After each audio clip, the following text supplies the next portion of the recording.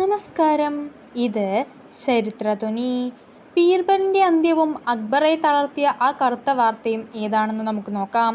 നമ്മളെല്ലാവരും അക്ബറിൻ്റെയും ബീർബലിൻ്റെയും ചിരിപ്പിക്കുന്ന ഒരുപാട് കഥകൾ കേട്ടിട്ടുണ്ട്. ബുദ്ധിമാനായ ബീർബൽ തൻ്റെ തമാശകളിലൂടെ അക്ബർ ചക്രവർത്തിയെ എപ്പോഴും സന്തോഷിപ്പിച്ചിരുന്നു. എന്നാൽ ചരിത്രത്തിൻ്റെ താളുകളിൽ അക്ബർ ദിവസങ്ങളോളം കരയിപ്പിച്ച, ഭക്ഷണം പോലും കഴിക്കാതെ തളർത്തിയ ഒരു കറുത്ത ദിനമുണ്ട്. അതായിരുന്നു ബീർബലിൻ്റെ മരണവാർത്ത വന്ന ദിവസം. ഏകദേശം 450 വർഷങ്ങൾക്ക് മുൻപാണ് ഈ സംഭവം നടക്കുന്നത്. ഇന്നത്തെ പാകിസ്ഥാൻ അതിർത്തിക്കുള്ളിലെ മലനിരകളിൽ ഗോത്രവർഗ്ഗക്കാർ മുഗൾ ഭരണാധികാരികൾക്കെതിരെ ലഹള തുടങ്ങി.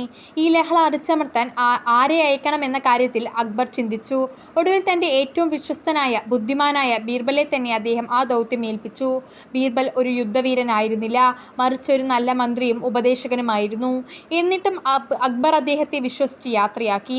സ്വത്ത് താഴ്വരയിലെ ഇടുങ്ങിയ മലനിരകളിലൂടെ ബീർബലും സൈന്യവും നീങ്ങുകയായിരുന്നു. പെട്ടെന്നാണ് ഇരുട്ടിൻ്റെ മറവിൽ മലകൾക്കു മുകളിൽ ഒളിച്ചിരുന്ന ശത്രുക്കൾ വലിയ കല്ലുകളും അമ്പുകളും ഉപയോഗിച്ച് മുഗൾ സൈന്യത്തെ ആക്രമിച്ചു തുടങ്ങിയത്. ഇടുങ്ങിയ പാതയായതുകൊണ്ട് സൈന്യത്തിന് തിരിച്ചടിക്കാൻ പോലും കഴിഞ്ഞില്ല. ആ ക്രൂരമായ ആക്രമണത്തിൽ ബീർബലും അദ്ദേഹത്തിൻ്റെ 8000-ഓളം സൈനികരും കൊല്ലപ്പെട്ടു. ഈ വാർത്ത കൊട്ടാരത്തിലെത്തിയപ്പോൾ അക്ബർ ചക്രവർത്തി ആകെ തകർന്നു പോയി.